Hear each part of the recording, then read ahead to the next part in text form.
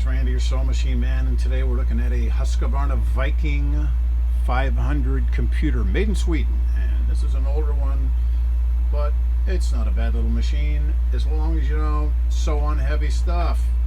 You know, every machine has its purpose, and these machines that have all these cool decorative patterns, these are great machines for a salesman because the customer sits down and you just go push this button and away it goes, doing what you want it to do. And the simplicity and ease of it is what really takes people in. I want to make that a zigzag, I push this button and it zigzags, and that's hard to resist. That's hard to beat because that is convenient, and that's what everybody's after now. Something that's easy to operate, easy to thread. Of course, all the new machines, what we call plastic fantastic. This is no exception. Everything's plastic. The hook is metal, which is a plus. And the reason this one was having a malfunction was because someone sewed on some heavy stuff with it, which you never want to do with these machines. They're not equipped for heavy stuff. Now, your neighbor may say, my mom had a Husqvarna Viking and she sewed heavy stuff. Well, maybe it was one from the 1950s or 60s. This isn't it. And what usually happens is you try helping the fabric, and the back of the needle plate gets dinged up, the back of the hook gets dinged up on the inside, and that's what was going on with this one. See, the hooks, and this one has a real soft hook in it. I don't think it's hardened steel with chrome plating on it at all. It's like a, I don't know, it's alloy or something. It's really soft, and the needle hits it and just takes chunks out of it.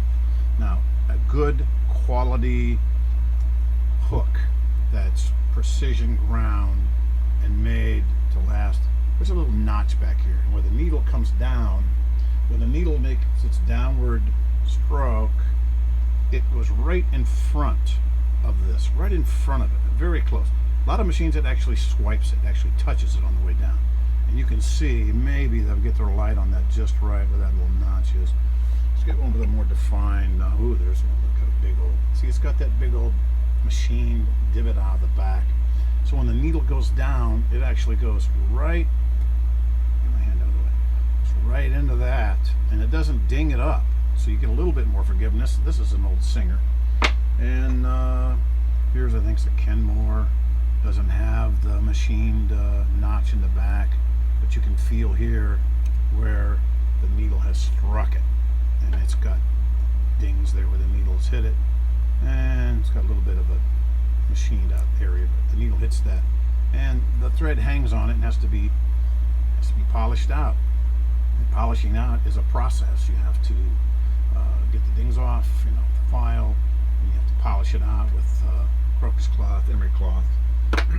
It's a process, and this machine here is about an hour getting it just right, so it's nice and smooth, so the thread doesn't hang up. Excuse me. All of your quality machines are going to have that. Notch machined out in the back, so when the needle comes down, it doesn't hit it. So this one here, sewing on heavy stuff. Now, fortunately, we're going to get this back to the lady, and while we were there picking this one up, we picked up her Singer 15 class, which is a side load 15 class, like an industrial. So she'll have that one, and she won't have to use this for anything except for, you know, doodad sewing, making doodad stitches. Now, there's stitches on here to make everything under the sun, and if you're going to sew on shirts and jammies and blouses and pillowcases, this is your guy right here. Just, you know, keep it serviced, keep it cleaned out, and don't challenge it on heavy stuff. If there's anything you find yourself having to pull because it won't feed it the fabric, then you've exceeded its capabilities. You need to back it off or go to another machine like an old Kenmore, an old Singer. So I'm gonna, you know, give this a review and say, you know, if you got one of these, fine. It's not a bad machine. If you're going out looking for machines, I wouldn't buy this machine if you're looking to sew on heavy stuff. This is not your guy. But if you're in the store and the salesman tells you that this is a heavy-duty machine, just remember that salesmen sometimes will fudge the facts so they can get your money.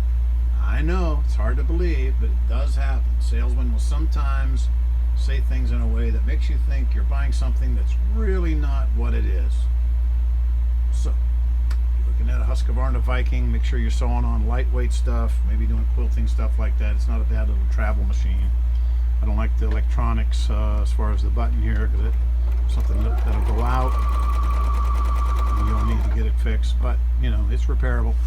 So, the Viking Husqvarna 500 computer. Made in Sweden.